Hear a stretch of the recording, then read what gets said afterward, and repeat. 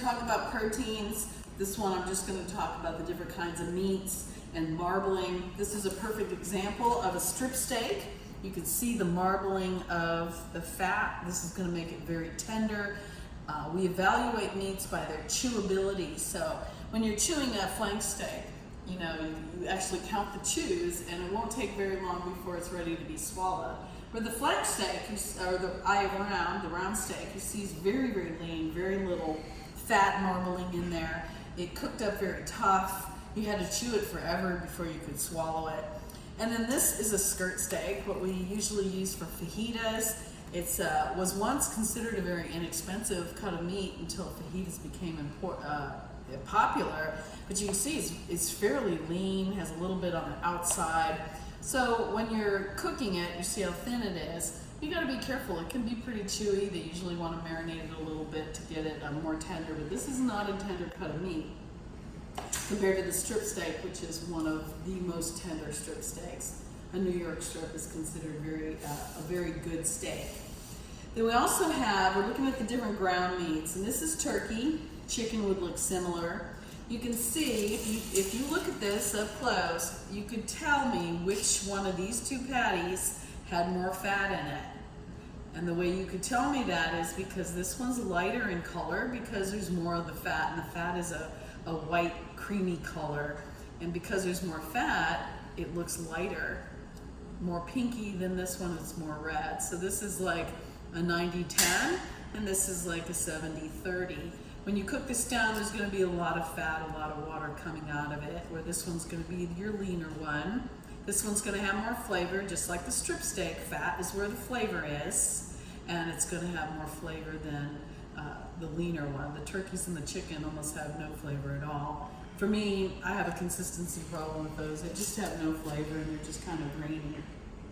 So those are your differences in meats. You saw us talk about our plant-based choices, and you can see that the different ways that we prepare meat will help with the flavor and the taste profile. So that's a little intro to what we're doing for the protein. This is the shrimp. It didn't quite turn out like we planned because one of them got undercooked a little bit, but when we did the shrimp, we boiled it, one with the shell, one without. I've already peeled it, and then we roasted it. This is the roasted, this is the boiled. And the whole point of this is to show that when you leave the shell on, the shrimp looks bigger. When the shell is off, it shrinks down. So it doesn't have as good plate coverage. When people are evaluating the plate, they're like, oh, this looks like really tiny shrimp, when really they aren't. But the downside to having that shell on the shrimp is somebody has to eat with their hands, peel it off. What do you do with the shell? So that was the whole point of this, is even with roasting and boiling, you're going to have more shrinkage when you have the shell. This was a farm-raised shrimp from Thailand. Houston is a shrimping community, and yet we're bringing in, it's cheaper to bring in our shrimp from Thailand than it is to use local, I guess. But there's also a new shrimp that's popular. It comes from Argentina. It's a pink Patagonian shrimp. It's this one right here. It has more of a lobster-like flavor. It's less iodine. It's a very, very good shrimp. It's excellent, especially for people who really don't like the shrimpy taste of shrimp. Try some of these red shrimp, they call it, or Patagonia shrimp from Argentina. That's a new product that's come out in the last couple of years.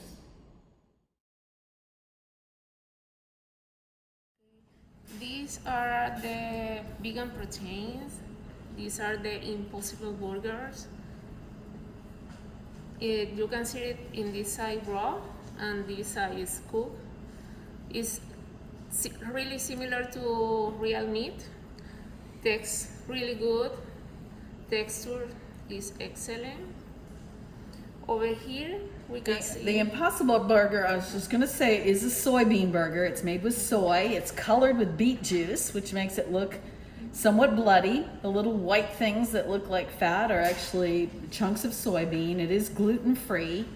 So there is a little bit of processing to make this look like meat, which is why some people are saying it's still a processed food product, even though it is vegan, but it's going to have more of a texture. Okay, let's move to these links. These are the hot dog. The texture is really good. They are a little bit sweet, but they are still good. This product is made by Kroger's. It's their Simple Truth brand. It's a seitan, which is wheat gluten. So if you have a wheat sensitivity, this is not going to be a good product for you. It's has some chewiness to it. It has a little sugar in it to probably hide some of that gluten can be a little bit bitter, but it's going to have a good texture. But it is 100% wheat gluten. For anybody with gluten sensitivities, it's not going to work. We also have another, we call it Smart Ground by Light Life. It's a ground plant-based soy product. And go ahead and tell us how you prepared it. You prepared it 2 ways. Okay. It's really easy to prepare it. This was just put a little bit of oil in a pan and just cook to the point that you like. It's really tasty and you can enjoy it with rice and any sauce you like. How we did here, we made it stir fried with some vegetables, soy sauce, and sesame oil. So this was the stir fry recipe in the lab that we went ahead and added the soy product to help flavor it, and it was really a very much tastier than the original plain product. This is the turkey patty. It's 85% lean, 15% fat. We just pan cooked it and it turned out, it's a little bit dry, but the flavor is really good. This is the round steak, which was also cooked in the pan. It's not very tender, it's pretty chewy, and the flavor was not very good. It had only slight marbling when it was raw, so I think that's also why it was so chewy. And last, this is the boiled chicken. It was just put into a pot of boiling water, and then the internal temperature was measured till it was 165. It's seasoned with some salt and pepper. Overall, the taste was pretty good. The thigh meat was which is the darker meat, was a bit better than the breast meat. In my opinion, it had a bit more flavor to it. How was it with chewability? Was it softer? It was pretty soft, yes. And that's what I recommend when I'm working with seniors, people who maybe don't have the best dentition. Chewing, I boil a lot of the chickens first, and then I cook them and final cook them so that the meat is much softer. And they always compliment me at Brookdale because the chicken is not tough, and it's just nice and soft, and that's what people want. They want soft chicken. They don't want a tough, chewy chicken. Chicken stir fry. The first thing we did was to saute the vegetables, carrots, celery, and onions in a little bit of olive oil and sesame oil. And then after that, we took that out and put the chicken in there and saute it with the same oil that was in the pan. And then after it was thoroughly cooked, we put it together and we added, what did we add? Flour? Cornstarch. Cornstarch and soy sauce. And then we just stir it and put it, so the cornstarch with some water, and just added more and more for the perfect consistency. This is a strip steak, and all we did was just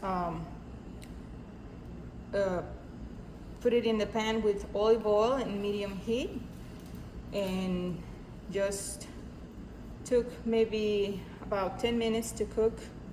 And it's really tender. I really like the flavor. It's really moist.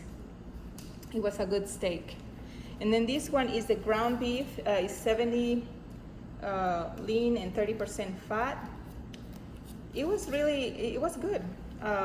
Maybe a little bit undercooked, but overall I think it was good. So the first one here is the 90-10 ground beef burger. And this one was a little more dry. It doesn't have as much fat, so it's a leaner hamburger, and it's a little more dry than the other ones. This one is the strip steak. It was pretty moist inside and juicy. It only took about 5 minutes on each side. It didn't take very long to cook, but it's a good steak. These are the fried chickens that I made. On the left we have the thigh meat, and on the right we have the chicken breast. I really liked the thigh. It was more moist inside and tasted better, a lot more flavor than the chicken breast. But both are really good and they didn't take very long to cook. The way that we made these is just in some oil in the pan, and we coated these with flour and salt and pepper, and then dredged those in there and put it inside the oil. Make sure you test the oil. You can put one in there to see if it's ready, and then fry those until they're golden brown. Those are really tasty.